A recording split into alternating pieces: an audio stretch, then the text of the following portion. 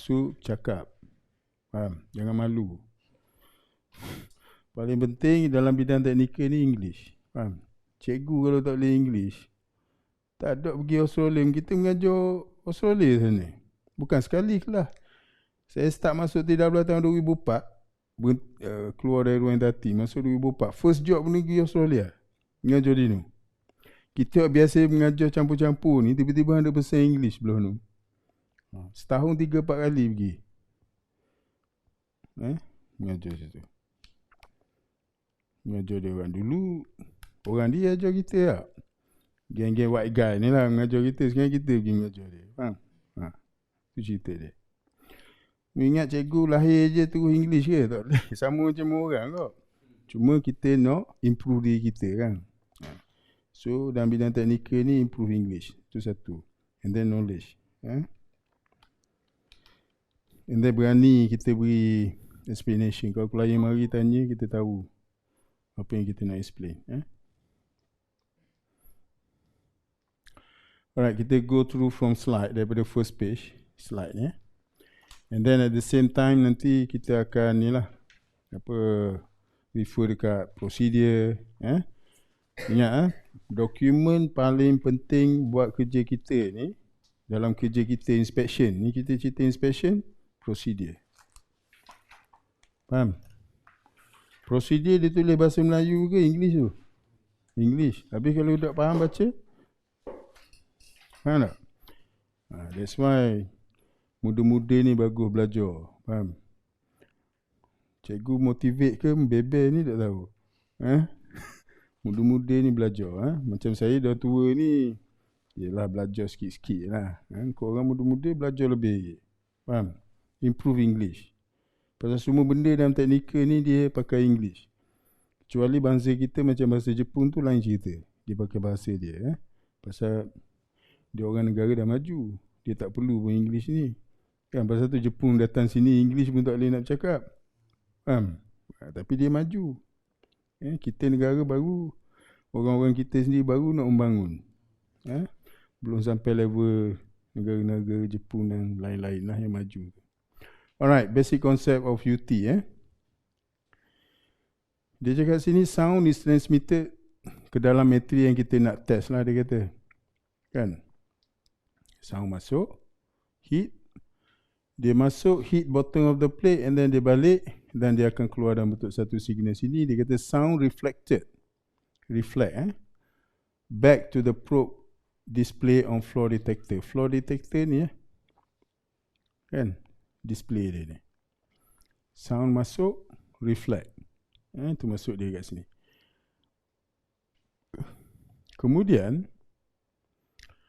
perjalanan sound ni, the distance sound travel, jarak sound travel and then dia balik ni akan ditunjukkan dalam floor detector. Dan ini diwakili ni. Jarak dia masuk and then balik ni diwakili dengan signal location duduk kat sini.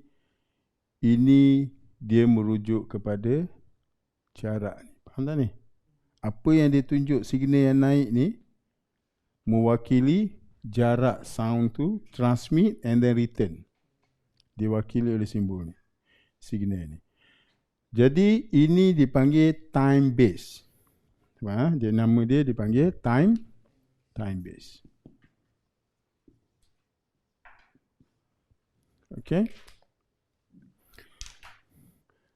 Jadi time base ni kena buat apa? Kena calibrate.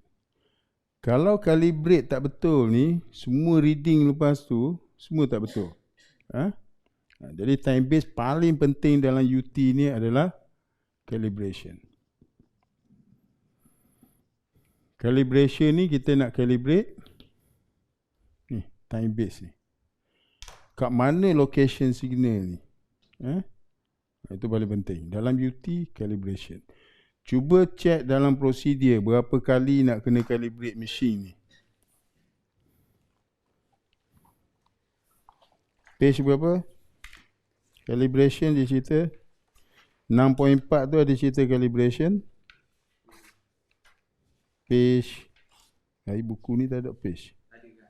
Oh, atas tu. Page 8 of 47.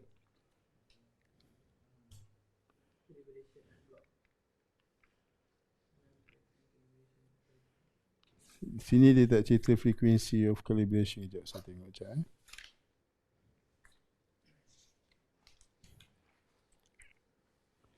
Cerita calibrate ni nanti kita cerita lebih lagi dalam praktikal nanti. Hari ni kot saya nak start dengan calibration ni. Jadi kita akan refer dekat sini. Nak calibrate time base yang saya cerita tu.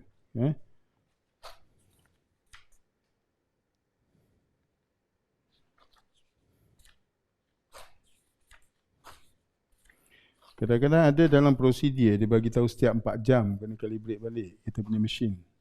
Itu yang kita nak cari dalam sini kalau ada lah. Kalau tak ada tak apa. Sekejap. Frequency checking. Alright, cuba tengok page 3247 tu. Page 3247 buka. Atas tu ada page kan? 32 of 47. Frequency of checking dia tu. Ini bergantung kepada rate probe wear tu. Penggunaan probe. Disebabkan penggunaan dan juga roughness. Rough of the surface testing tu. Kekasaran permukaan tu. Bila mana probe continuously use, maksudnya kita guna berterusan, check ni perlu dilakukan setiap 4 jam. Ataupun daily, harian, sebelum production test. Dan juga bila mana kita gunakan new angle untuk evaluation. Faham ni? Ni nak check ni. Calibrate ni, time base ni. Itu dimension frequencies itu. Faham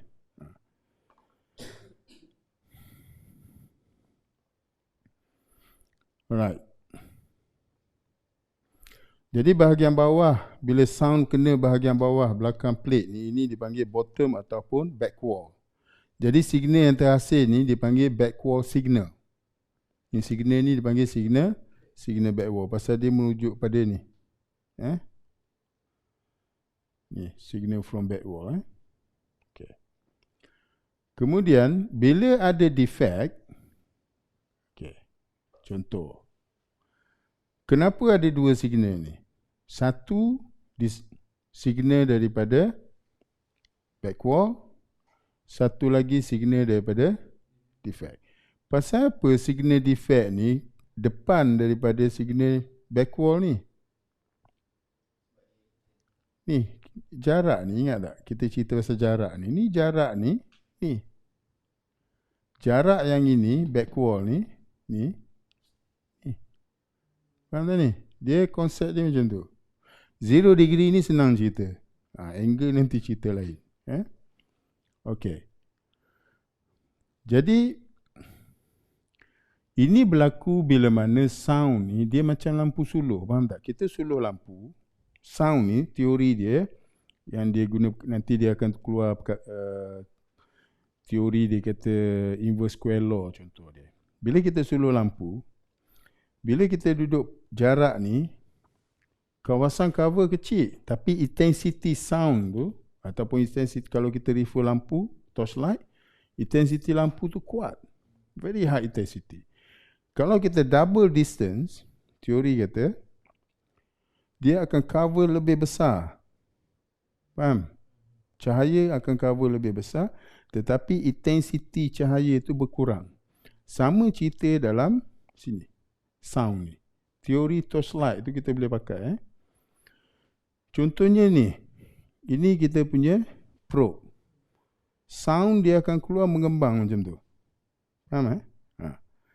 Jadi lagi jauh distance, kan?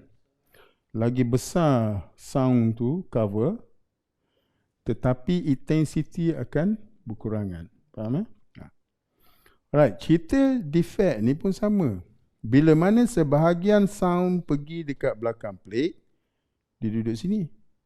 Sebahagian sound kena defect and then balik, dia akan duduk sini dekat. Pasal ni jarak defect lebih dekat berbanding jarak dengan bottom plate. Pasal tu kita nampak signal defect duduk depan berbanding signal backward.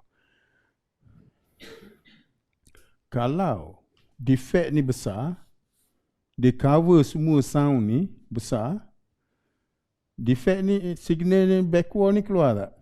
Tak keluar. Signal defect je keluar. Faham? Tapi kalau defect ni kecil, sebahagian sound pergi belakang plate, sebahagian sound kena defect, kita akan dapat dua defect. Faham? Defect besar, tutup. Dia tak akan, sound tak akan sampai ke bottom plate. Faham? Alright. Tak apa, kita tengok lagi apa dia nak cerita sini. Okey, contoh. Yang ini 0 degree probe, kita senang nak faham. Okey, contoh kat sini. The depth of defect can be read with reference to the marker on the screen. Biasanya, apa yang dia nak cerita dekat sini adalah, kita dapat signal UT ni, kita akan selalu dapat dua kaki dia kan. Sekarang ni bacaan, saya tulis A dengan B ni. Nak ambil bacaan dekat A ke dekat B signal keluar ni? Bila kita ni nampak signal dekat skrin ni, bacaan nak ambil bacaan kaki yang A ni ke kaki B? Kita kena ambil bacaan dekat, biasa kita akan ambil bacaan ni. Kat situ. Itu biasa yang kita ambil lah. Faham? Kalau kita dapat yang besar lah, signal tu besar, luas. Biasa kita akan ambil yang sini. Tapi kalau skrin kita tu, dia punya signal kecil, kita just tengok berapa. Tapi sekarang dah senang pasal digital. Kan, digital sekarang dia terus keluar je signal tu. Berapa jarak, berapa semua dah keluar. Zaman dulu pakai analog. Kalau Kramer nak kena tengok betul-betul. Kan? Alright, contoh dekat sini, bila signal naik dekat 60, kita tahu bahawa sound pergi and then detect defect, jarak dia ni adalah 60 mm. Very simple. Right, contoh lain. Sekarang dia ambil ukuran, pergi dekat point A sini. Jadi, A. Kalau kita gerakkan probe, pergi dekat point B ni, yang mana jarak dia lebih kecil, kita akan dapati sound akan duduk dekat ni, belakang jarak A ni, faham? Kenapa ni? Ini dipanggil amplitude. Ketinggian signal ni dipanggil amplitude. Kenapa amplitude signal B ni lebih tinggi berbanding signal A? Kenapa? Ni. Okey, satu, kita kena ingat, lagi jauh sound travel, kan?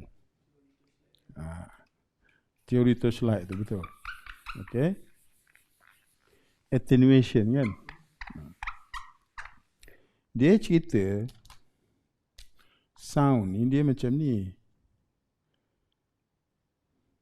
Katakan this is our probe. This is a display. This is material. Probe. Sound ni bila dia travel, goes in, masalah yang berlaku adalah daripada 100% sound yang masuk, bila dia masuk je, dia akan reduce percentage sound ni sampai hujung sini. Katakan example, let's say that sampai sini dia dah jadi katakan 20% je tinggal, sound yang tinggal.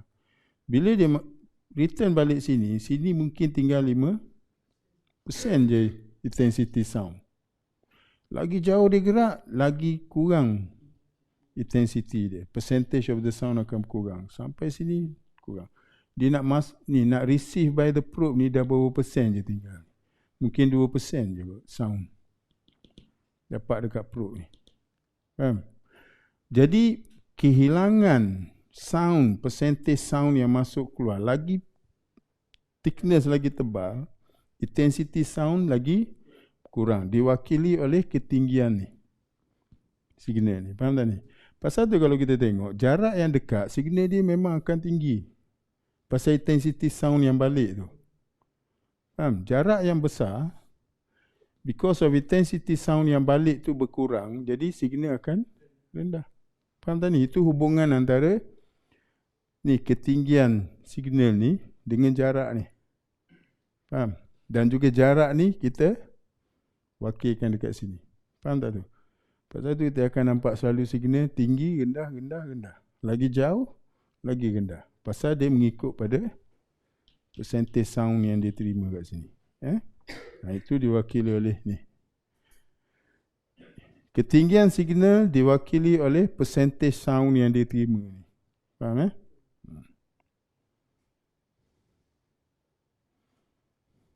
Okey, ni contoh kalau dia ni, nampak kalau dekat. Kan? Kemudian because of jarak dia dekat, percentage sound yang dia terima ni lebih tinggi. Pasal tu signal amplitude lebih tinggi. Faham Yang ni kemudian saya cerita ni. Yang ekor belakang ni kemudian. Kita nak faham ni je ni. Kenapa tinggi sound ni ada yang tinggi, ada yang rendah. Satu bergantung jarak. Maksudnya dia merujuk kepada intensity of sound yang dia terima balik.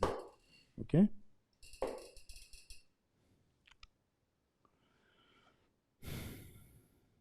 Kemudian dia kata material yang lebih kecil ataupun lebih nipis, yang mana kurang distance sound tu travel. Jadi intensity akan lebih tinggi. Kemudian the closer reflected surface, the signal will be more to the left of the screen. Maksudnya lagi singkat perjalanan sound ni kan. Jadi signal akan duduk belah kiri. Lagi jauh ke kanan. Lagi tebal ke kanan. Pasal dia mewakili distance. So kalau macam ni, signal C kita tahu dia ambil daripada sini. Berapa thickness ni rasa-rasanya? Ni, Syazwan. Ni. Dia tulis berapa ni? Signal ni. Signal C mana? Ni lah. Berapa mm? C ni berapa mm ni? Tengok sini. 30. Betul tu. Jangan malu. Fakro. Signal A. Berapa mm? Bacaan. 68 mm. Betul tu. Kan? Ini berlaku kalau ni calibration ni betul. Ini kalau calibrate tak betul ni, habis bacaan lagi ni. Pasal tu calibration penting ni. Calibration time base ni. Alright, yang ini dia cerita balik apa yang awal-awal tadi kita cerita kan. Ultrasonic sound bermasuk mechanical vibration. So, apakah itu ultrasonic? Dia kata very high frequency above 20 kHz. Yang tadi kita cerita lah. Above 20 kHz bermasuk frekuensi bunyi yang manusia tak boleh dengar lagi dah. Itu dia ambil 20 kHz. Threshold kita manusia biasa hanya sampai 20 kHz. Frekuensi bunyi yang lebih daripada itu tak dengar. Itu dia ambil. Kecuali Superman lah kot. Superman dia boleh dengar.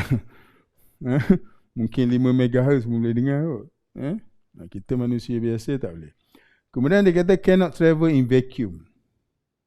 Dalam hampa gas lah. Melayu cakap hampa gas kan. Jadi sound tak boleh melalui vacuum pasal tak ada particles. Kan? Sound dia bergetar pasal ada particles. Macam udara kan. Dia boleh menghantar. Vacuum tak ada. Tak ada medium untuk nak hantar. Alright, kat sini dia cerita balik. Nampak? Sonic audible. Ni frekuensi bunyi manusia iaitu antara 16 Hz sampai 20 kHz.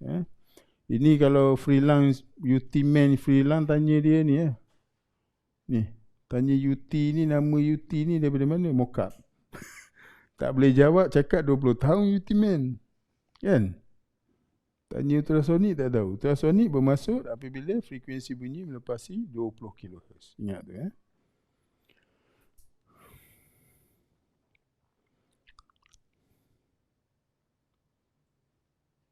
tu Cuma dia tulis kat sini slide ni, dia kata UT testing dia boleh pakai 0.5 hingga 50 MHz.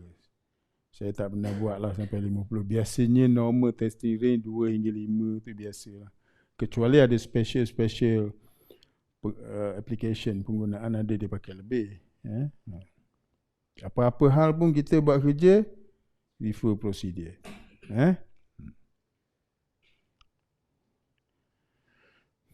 Alright. Yang ni dia cerita tentang frekuensi yang berlaku apabila kita ketuk drum. Dia kata frekuensi rendah sangat, 40 Hz. Kalau ketuk gelas, tinggi. Sampai 5 kHz kan. Gelas jatuh, pang. Bunyi dia kuat. High frequency. So UT kita boleh pakai sampai 5 MHz. Ini for normal testing. 5 MHz. Alright. Kemudian sound wave vibration of particle. Pasal tu dia tak boleh bergerak dalam vacuum. Pasal vacuum dia tak ada particles. Faham? Cuma dalam gases, liquid, solid. Solid ni material lah. Material contoh. Ikutlah kalau kita test carbon steel ke apa. Liquid, air, gases. Boleh. Boleh gerak.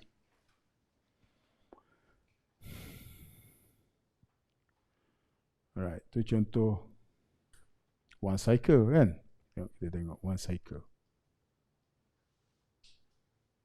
Okay, dia ambil one cycle.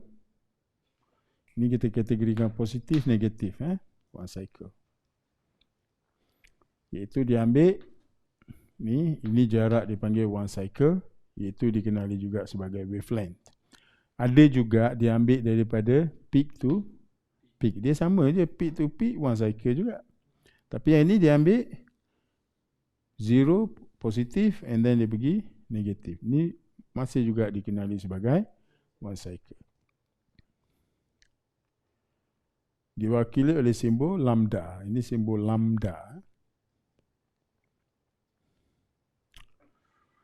Alright, properties of sound, elasticity and density. Sound energy to be transmitted from one particle to one particle.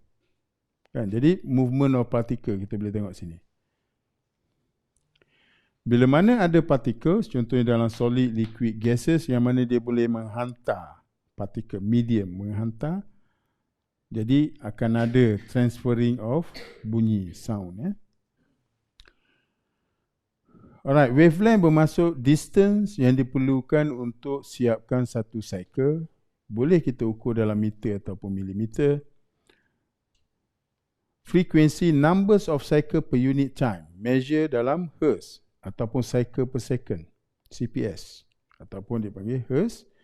Velocity, how quick sound travel, dia ukur dalam distance per unit time. Contohnya meter per second.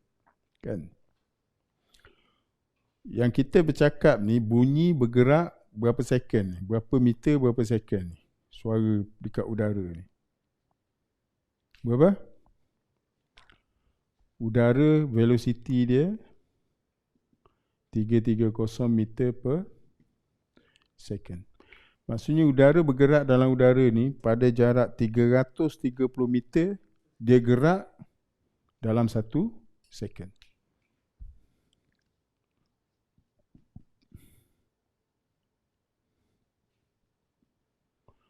Jadi jarak mamak ni dengan mamak yang seorang lagi ni,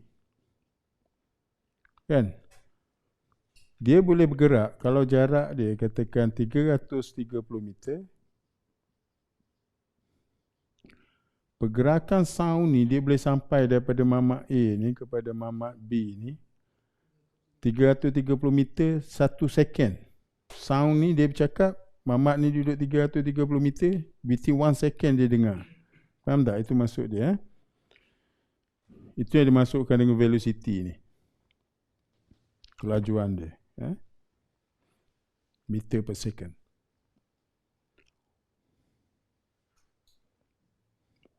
Alright. Formula dia, wavelength lambda, V velocity bahagi dengan F frekuensi. Alright. Contoh dia kat sini, lambda velocity bahagi dengan frekuensi. Okey, sekarang ni velocity ni dia ambil velocity mana? Nak ukur ni wavelength ni. V bermaksud material punya. Kalau tu frekuensi, ini pergi pada probe. Kan? Jadi cara nak kira senang je lah. Bila dah tahu material punya velocity berapa, probe yang kita pakai berapa, dan kita akan dapat wavelength dia. Simple. Contohnya kat sini, dia pakai compression probe, 0 degree. Alright, bila kita pakai 0 degree probe, contohnya dia pakai probe ni 5 MHz kan. Sound yang masuk ni, velocity dalam material, bila kita pakai 0 degree, velocity material ni untuk 0 degree, katakan carbon steel, dia akan jadi 596, sini dia pakai apa? 5900, okey. Biasa kita pakai 5960 lah.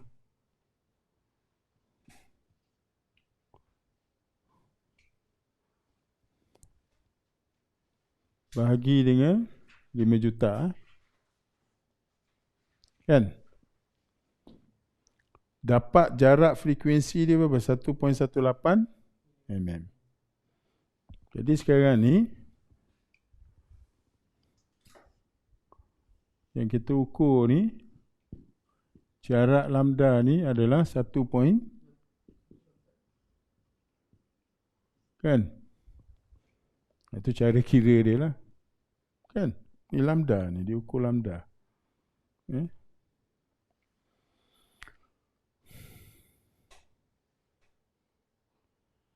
Alright, ini dia ambil 1 second, boleh jadi 1 cycle. Ataupun, ini berapa cycle? 3. 1, 2, 3. Kan? Ataupun 3 cycle dia panggil 3 Hz. Kalau ada 18 cycle ni, bahagikan dengan second dapat 18 Hz. Itu cara nak faham frekuensi, numbers of cycle per second. The higher the frequency, smaller wavelength. Kan, frekuensi tinggi. Contoh sini, ini frekuensi lagi tinggi, bermaksud wavelength lagi kecil lah. Kalau frekuensi rendah, wavelength dia lagi besar. Right, ini cerita tentang 1 Hz, 1 cycle per second. 1 kHz, 1000 Hz. Ataupun 1000 cycle per second. 1 MHz bersama dengan 1 million Hz ataupun 1 million cycle per second. Right, jadi ini yang dia. Okey, soalan tanya ni. Zulfakar. Mana yang produce smallest wavelength? 25 MHz, smallest wavelength. Jadi wavelength ni akan kecil.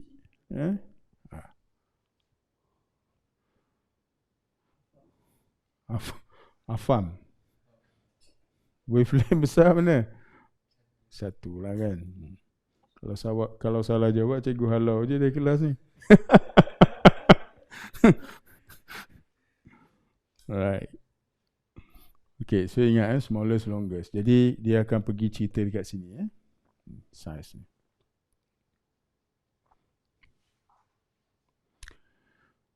Alright, hubungan antara wavelength dengan frekuensi. Higher frekuensi, smaller wavelength, ini kita faham.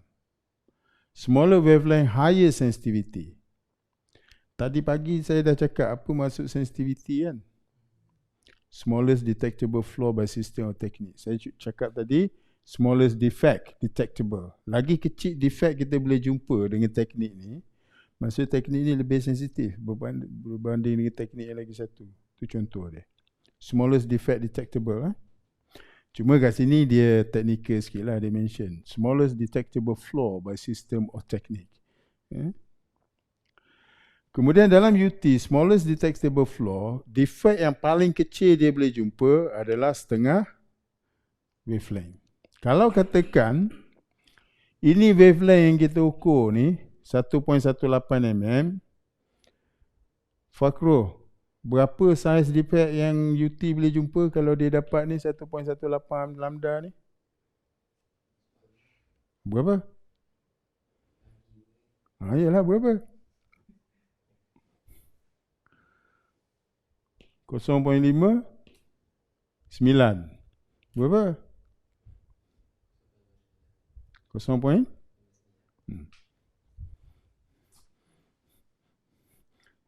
0.59 tu paling kecil defect ni boleh jumpa. Faham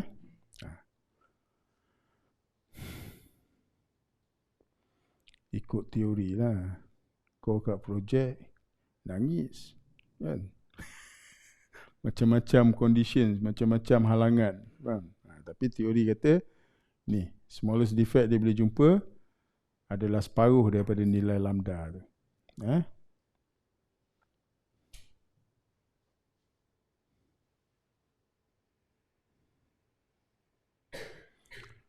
Ini faham kat sini cerita sensitivity semua ni. Yang ni tadi dah cerita ni.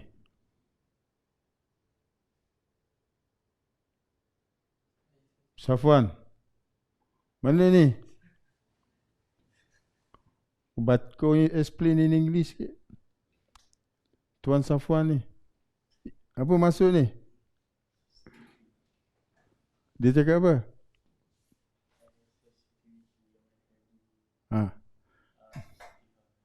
Mana lagi tinggi sensitivity? Yang mana? 10 Betul. 10 MHz kan? Alright. Kemudian velocity ni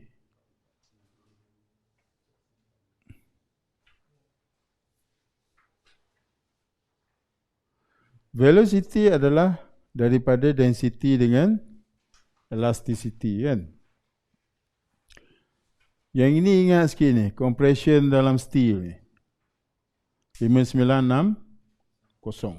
Cuba tengok dalam spec dia pakai berapa ni? Dalam prosedur Syazman, dia pakai berapa? Velocity steel ni dalam prosedur ni dia pakai berapa?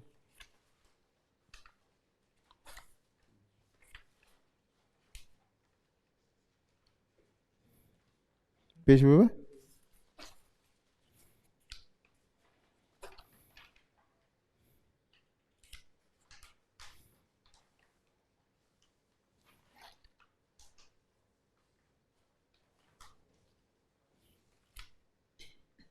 Ada jumpa tak velocity ni dalam spec, dalam prosedur ni? Takut dia ada mention lah.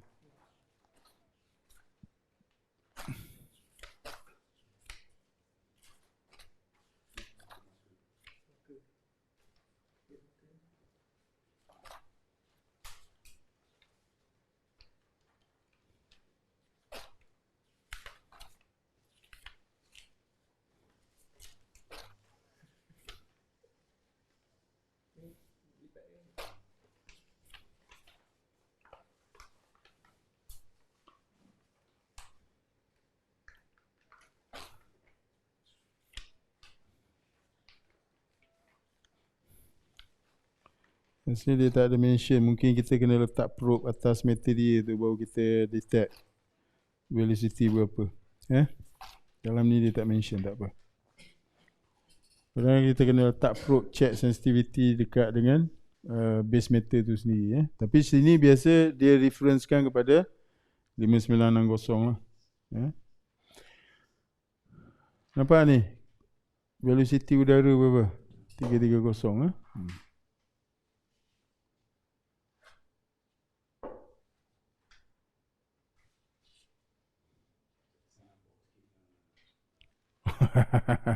Okey. Fadlan. Saya sebut apa nama? Syazwan?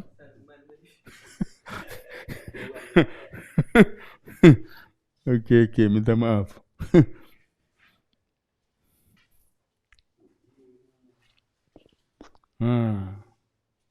Makro. Jadi ingat, velocity udara ni 330 meter per second berbanding dengan velocity steel 5960 ni, kan? Yang mana perjalanan paling perlahan? Pergerakan paling perlahan, speed, sound yang paling perlahan kat mana? Udara lah kan?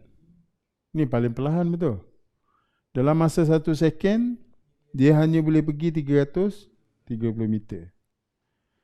Tetapi compression dalam steel ni, dalam masa 1 second dia boleh pergi 5960. Jadi cerita velocity air ni 330 meter per second ni, kita andaikan macam ni.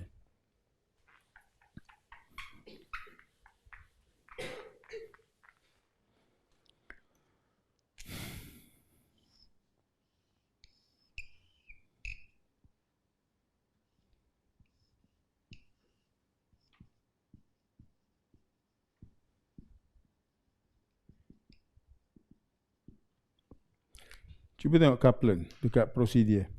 Kaplan.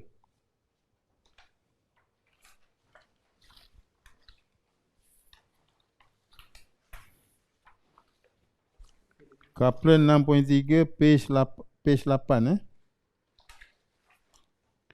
Dia kata Kaplan to be used between probe and inspection surface shall be metal and wallpaper paste and water mixture with of a suitable consistency. The same coupling shall be used for both system calibration testing. Fakro, apa tujuan coupling? Kita pakai coupling dalam UT ni.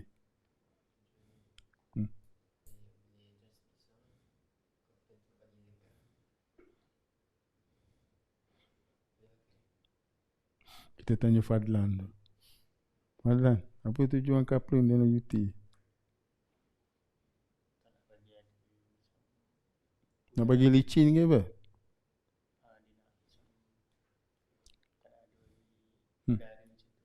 Okay. Zofaka? Attenuation. Thank you. Afham. Apa tujuan ni coupling ni? Dia kata kena letak coupling kat sini.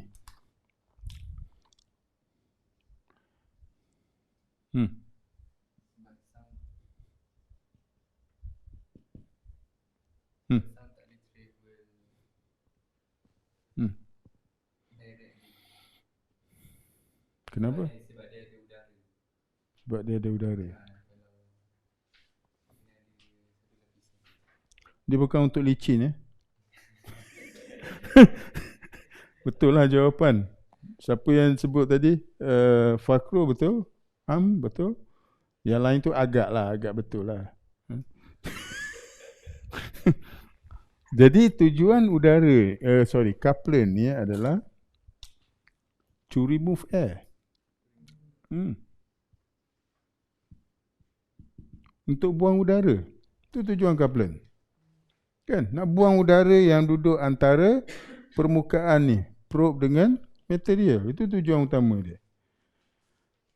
Okey, buang udara. Pasal apa buang udara? Tengok velocity kalau ada udara. 330.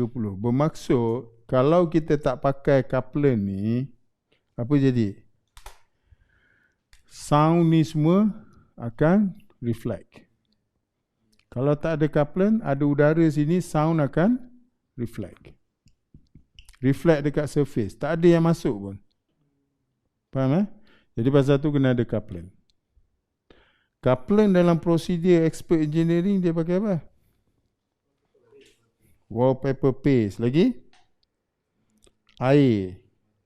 Campur suitable consistency ni mungkin ada yang setengah tu dia campur dengan apa? Corrosion corrosion prohibitor ke apa. Ada, boleh je nak pakai minyak pun boleh, grease pun boleh kan. Tapi kena ingat satu perkara lah. Kalau kita calibrate ambil calibration block, kita calibrate pakai air, inspection boleh tak pakai minyak? Kenapa? Pasal different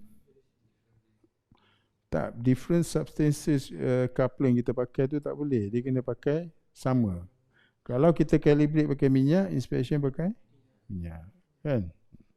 Air. Faham ni? Ya?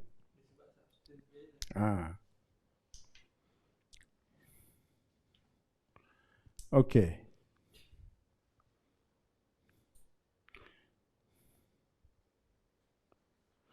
Kemudian dia kata, apa perbezaan velocity apabila kita bandingkan dengan air? Velocity dalam stir banding dengan air. 4 times dia kata. Betul ke? Betul. Air dengan stir. Air 1470 kali 4 dapat tak ni? 5960. Dapat tak kot? Kan? Itu yang dimasukkan dekat sini. Ya. Kemudian dia kata, remember the formula, lambda equal to V divided by F. Alright, kemudian ultrasound beam. Ultrasonic beam. Okay.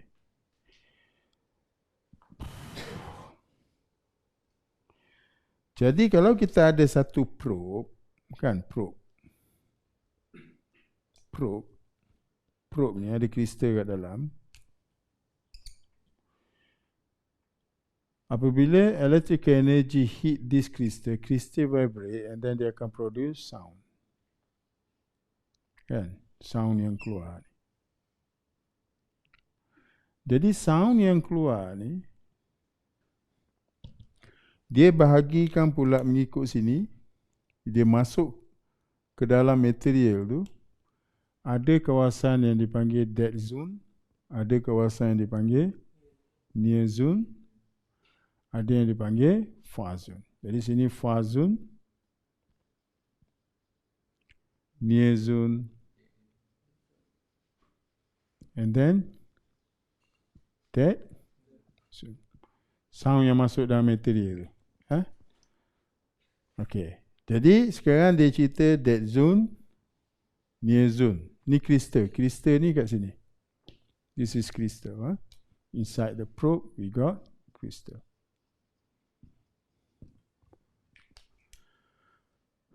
Alright, near zone, far zone. Far zone ni pula, dia akan cerita tentang ni, bukaan sound tu. Kan? Cerita macam lampu suluh kan, lagi jauh dia, lagi lebar terbuka kan. Beam spread dia, atau apa dipanggil sini. Ini 100% intensity, main beam. Jadi kalau kita ada lampu suluh pun, kalau kita suluh, memang kawasan tengah tu lagi cerah, lagi terang berbanding kawasan tepi kan, kalau ada lampu suluh tu. Jadi teori dia lebih kurang sama kan sini untuk sound. Jadi bahagian tengah ni diperkirakan mempunyai 100% intensity. Intensity sound 100% tengah. Tapi bila ada divergence ini, ada bukaan, bahagian yang di luar kawasan main beam ni, bahagian luar sekali akan menjadi 0% intensity. Kemudian akan ada 25%. Kemudian akan ada 50%. Ini macam tu. Itu formula lah. Teori dia macam tu.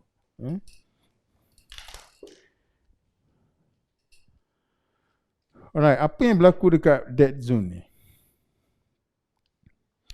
Dia kata dead zone ni minimized by damping medium, not detect flaw, single crystal probe. Maksudnya dead zone ni, kawasan sini, kawasan dead zone, kalau ada defect, dia tak boleh detect ni. Faham? Kawasan ni dead zone. Any defect ni, biasanya dekat dengan surface ni, kita tak jumpa, kita miss. Dan ini berlaku dalam single crystal. Pakai satu crystal tu, yang single crystal tu. Jadi cara dia nak kurangkan adalah damping. Dengan cara menggunakan damping. Damping ni apa benda damping? Sekejap kita tengok.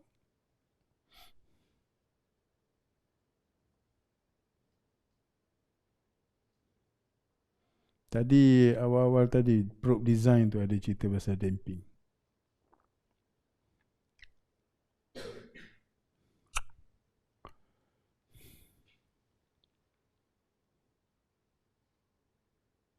Okay, probe design.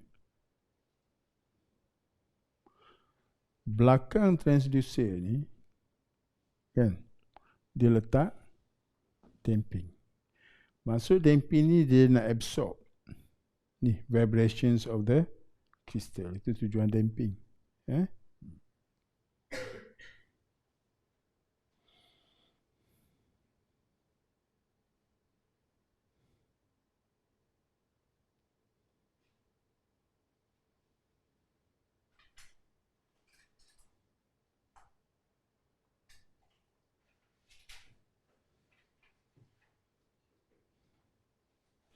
Kemudian dekat near zone ataupun nama lain dipanggil Fresnel. Reflector appear smaller and larger than actual size. Keep length to minimum. Jadi kawasan sini sebenarnya berlaku fluctuation of the sound. Fluctuation ni dia gini, kalau kita naik boat, speedboat kan. Okay, nak pergi ke laut ni. Kemudian ada propeller kan. Bila propeller ni berpusing, kita akan dapati current air sungai ke, air laut ke, dia akan bergolak ni, betul? Sebelum makin jauh baru dia ni current air tu agak constant. Kawasan bergolak ni itu yang dipanggil near zone. Kan naik speedboat, kan benar naik speedboat kan. Kipas pusing tu. Kawasan yang hampir dengan kipas ataupun ada beberapa jarak dia akan bergolak. Agak jauh baru dia smooth. Jadi kawasan yang bergolak ni ini yang dipanggil near zone, kawasan sini. Kalau boleh dia nak kecilkan saiz ni. Pasal apa? Pasal masalah ni. Defect tu boleh reflector ataupun defect dia boleh jadi kecil atau besar. Berbanding saiz yang sebenar defect tu. Faham Saiz defect tu mungkin besar, mungkin kecil. Itu dimasukkan dekat sini.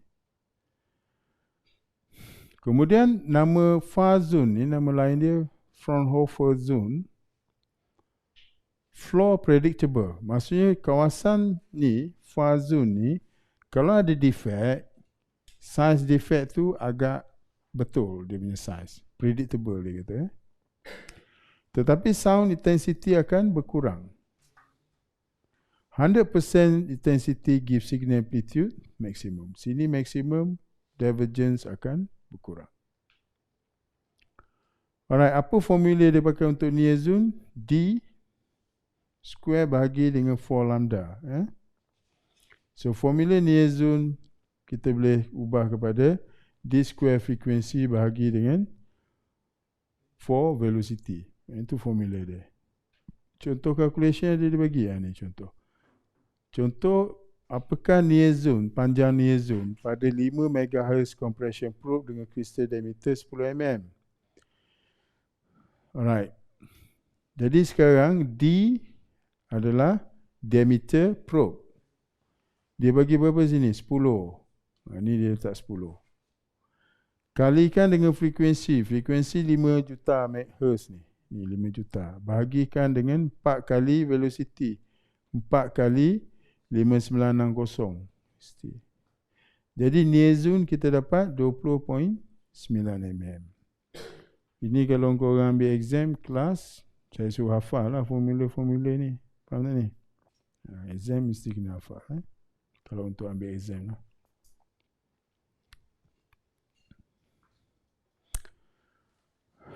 Alright, jadi cerita near zone ni dia kata, lagi besar diameter, lagi besarlah kawasan near zone tu.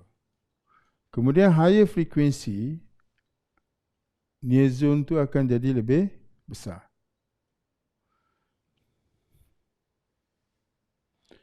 Betul tak statement ni? Betul lah. Pasal apa? Near zone formula kalau kita tengok equal to diameter kali dengan frekuensi. Jadi dari formula ni dia kata diameter bigger, near zone bigger. Betul lah. Kalau diameter naik, near zone naik.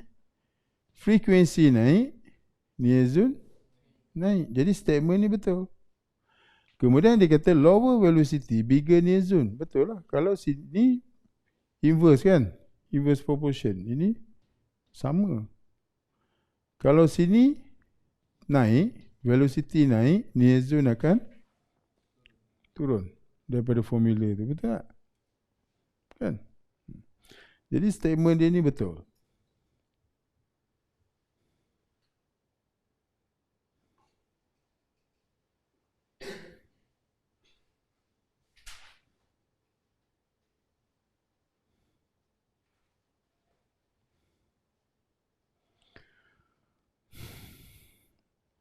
Okey. Kita tengok dekat sini, dia cerita tentang, ini kita anggap dua size probe yang sama. Yang ini kita anggap dua size probe yang sama, yang tapi berbeza frekuensi lah kan. Kat sini size probe sama, tapi frekuensi beza. Dia mention dekat sini, kalau kita pakai high frekuensi, near zone lagi besar.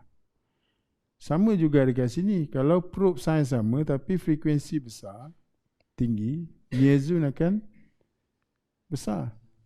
Pasal apa kita balik semula kepada formula dekat sini, yang dia mention dekat sini. Formula ni. Frekuensi besar, near zone besar. Kan? Sini naik, sini naik. Betul?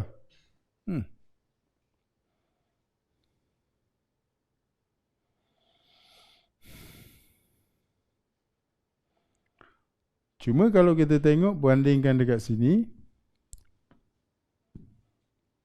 5 MHz, 5 MHz. Sini kecil, sini besar. Tapi besar diameter menyebabkan near zone besar. Betul tak? Kalau kita balik dekat formula dia, betul ke? Betul lah. D square diameter. Diameter besar, near zone besar. Setuju?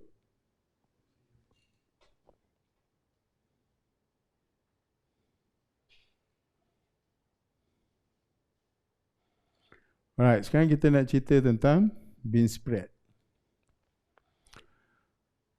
Alright, jadi formula dia akan pakai KV. Pasal apa K dia jadi V pasal frekuensi bawah? Pasal formula asas dia adalah K lambda bagi dengan D. K adalah constant. Ni, berapa angle ni, divergence sound tu. Kemudian the bigger diameter, smaller the beam spread. The higher frequency, smaller beam spread. Jadi nak faham dekat sini, bigger diameter, smaller beam spread. Formula dia dah bagi kat sini, D dengan F ni, diameter, frekuensi. Ini beam spread, bahagi dua, divergence tu. Dari formula kita faham, kalau kita pakai probe besar, diameter probe besar, ni, beam spread lagi kecil. Ni besar, kecil. Frekuensi besar, kecil. Faham Ni betul dia cakap ni. Bigger diameter, smaller beam spread. Ni. Kan beam spread buka macam tu. Pakai diameter besar, dia akan kurang sikit. Higher frequency, smaller beam spread. Kalau nak ambil exam, statement-statement ni tak payah hafal ni. Kau hafal formula je. Kalau nak ambil exam lah. Kan? Teori pening pasal kita duk menghafal statement dia. Sedangkan, faham formula je. Kita boleh jawab soalan apa benda teori keluar pun. Faham ni? Terutama am. Nak ambil exam nanti Belum tahu lagi. Ambil course. Ini Fadlan dulu belajar mana? Tak belajar NDT kat mana? Baru belajar. Ambil course belum? Belum lagi. Fakrul Ruentati Apa ni Zulfakar dengan ni Tidak perlu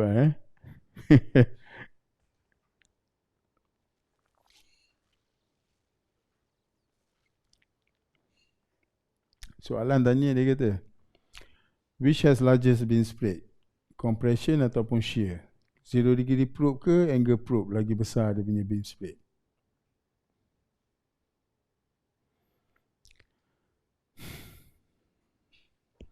Kalau kita tengok velocity ni, kan? Velocity, compression ke shear? Yang mana besar? Velocity compression ke velocity shear? Contoh, kalau material carbon steel, kan? Carbon steel velocity dia 5960 kan? 5960 meter per second. Itu untuk compression. Kalau velocity shear berapa steel? 3240 meter per second. Dekat formula ni, dia bagi velocity ni. Velocity compression besar betul? Kalau velocity tinggi, sepatutnya tinggilah beam divergence, betul? Kalau shear 3240, velocity rendah, sepatutnya beam spread dia akan kecil. Setuju tak ni?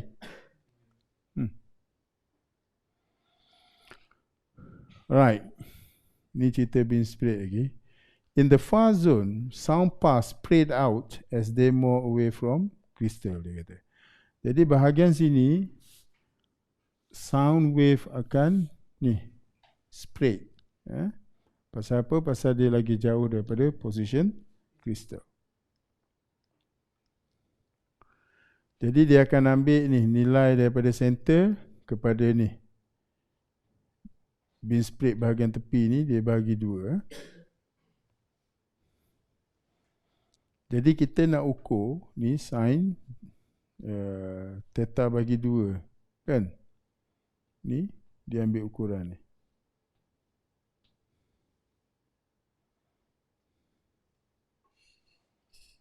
Alright, jadi dekat sini dia ada K.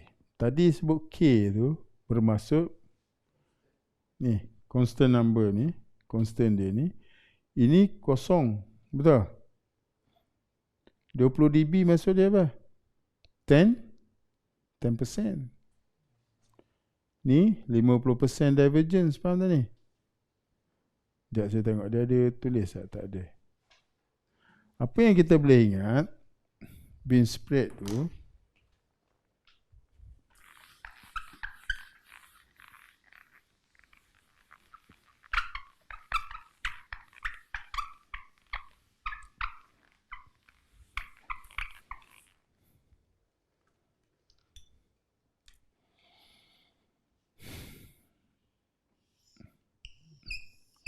katakan ni dia masuk dalam material, kan, probe masuk dalam material, sound masuk dalam material, kemudian kita akan dapati ni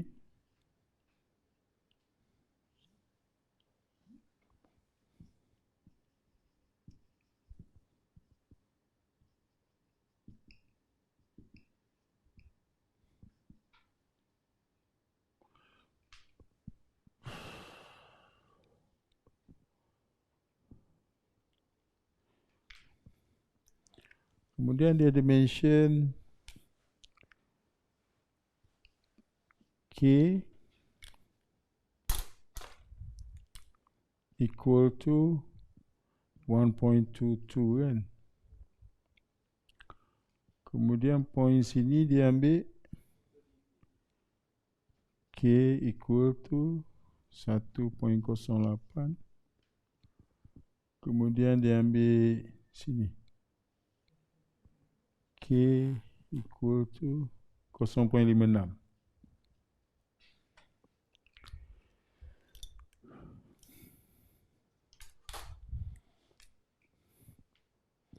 Six dB ni, 6 dB tu maksudnya dia ukur pada 50% divergence. Ingat tak 6 dB sizing teknik? 6 dB 50% lah, betul? 20 dB 10%. Kan? Sini baru dia ambil H 0%, 10%, 50%. Tulis ni. Nanti praktikal saya cerita ni. 10%, 50%.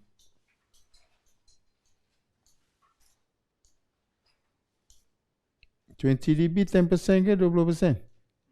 10 dB 10% ke 20%? 20 dB ni 10% ke 20%?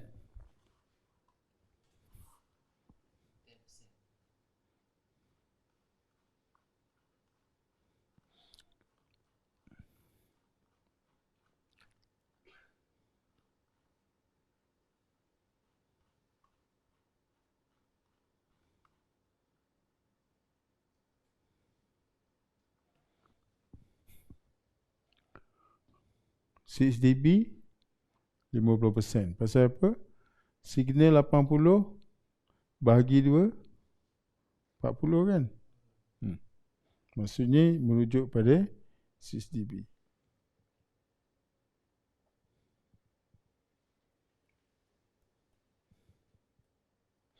Tak apa, nanti kita discuss. Ini pasal starting first day ni teori macam tu.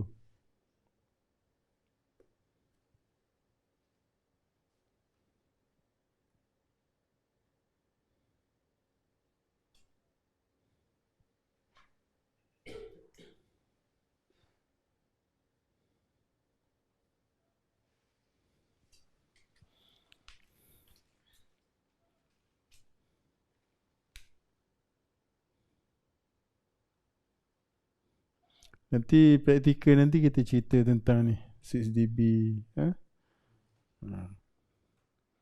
Tapi mungkin hari ni tak sempat kot. Nanti besok minggu hari kedua atau ketiga keempat nanti.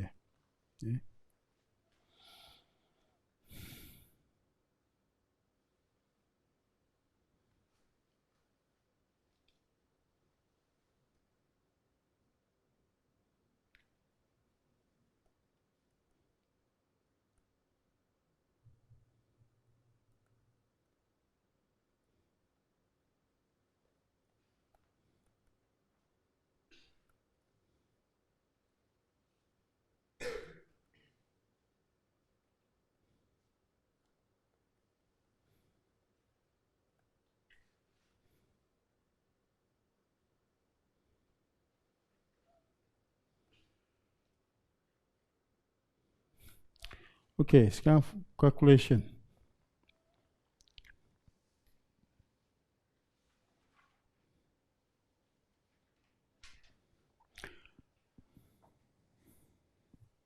Jadi soalan ni tanya, apakah beam spread 10 mm 5 MHz compression wave probe in steel? Jadi soalan ni dia tak tanya nak ambil yang mana. Nak ambil H ke 20 dB ke 6 dB.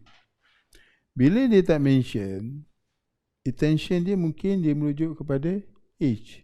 Lainlah dia kata pada 20 dB ataupun 10% ataupun pada 50%. Jadi formula yang dia cerita ni, soalan dia, and then bagaimana dia work out dengan ni. Dia kata what is the beam spread 10 mm 10 mm 5 MHz compression. K dia ambil 1.22. Pasal apa 1.22? Ni. K factor dia ni. Kan dia ada ni kan. Dekat formula ada K. Okay. And then velocity compression 5960. Ni kita dah tulis kat sini. 5960 situ. Kemudian bahagi dengan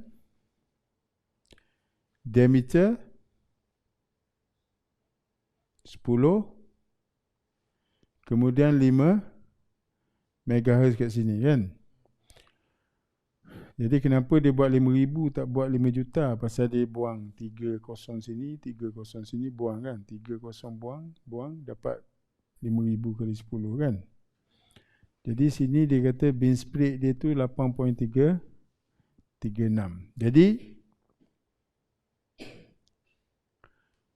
angle yang kita dapat kat sini adalah 8.36 degree. Faham tak ni? Ni angle ni 8.36 degree. Faham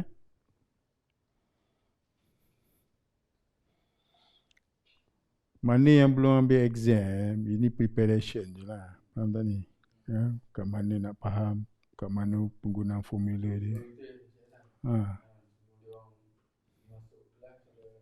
Dia orang dah basic, dah faham. Kan? Bagus jadi.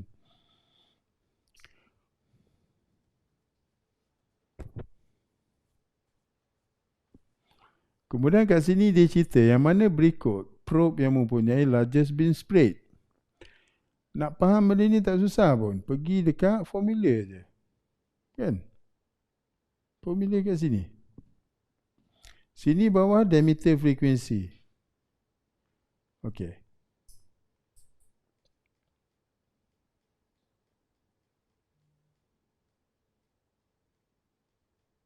Sekejap, mana soalan tadi? Ni.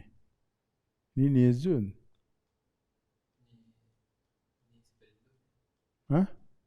Oh, ni sebelum. Sekejap. Sini kan? Tak, soalan dia tadi.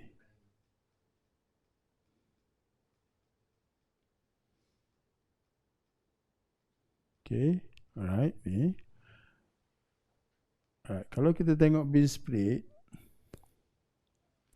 yang mana beam spread lebih besar? Katakan smaller diameter, large diameter. Smaller diameter, beam spread dia lagi besar. Okay. Benda ni tak perlu hafal. Kita tengok dekat formula balik kan. Diameter kecil ni kan. Ini akan jadi lagi tinggi, betul? Okay, kita tengok. Betul ke tak betul? Diameter kecil, beam spread besar. Betul lah? Okay. Kemudian kita tengok frekuensi. Frekuensi kecil, beam spread besar. Okay, kita tengok kat sini. Betul lah? Frekuensi kecil, dia ada beam spread kan? Frekuensi kecil, size sama diameter, tapi sini kecil, dia lagi besar. Faham ni? Kalau keluar soalan-soalan teori macam mana pun, once kita memorize formula dia ni, tak akan ada masalah. Yang jadi masalah ni, dia orang hafal ni, hafal benda-benda gini ni. Soalan tanya simple je, frekuensi, beam diameter, efek pada ni, spread, sound. Kan? Tak hafal formula, duk hafal benda-benda ni.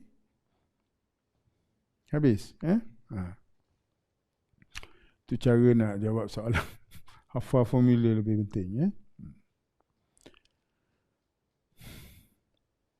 Any question so far? Ada soalan? Tak ada Okay.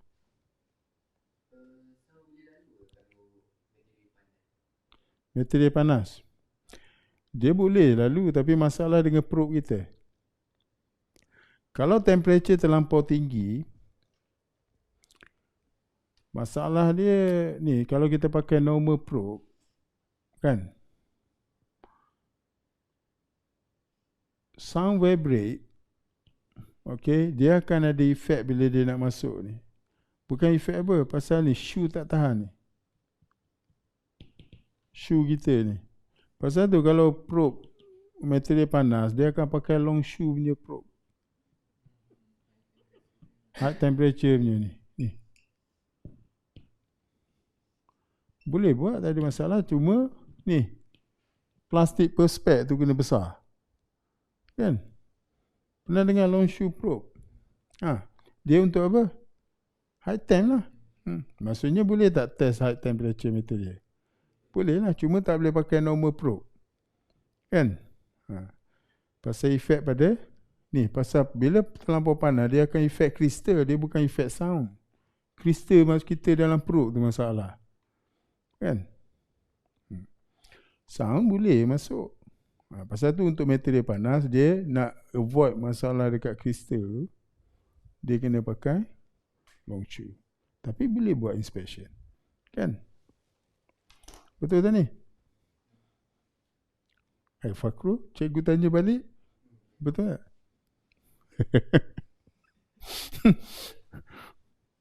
Pergi rehat 5 minit, minum air. Semua. Kejap lagi kita masuk. Let's say that around, sekarang pukul apa? Kan? Pergilah minum air sekejap 5 minit. Nanti kita masuk balik lebih kurang 5 minit and then kita sambung sampai 12.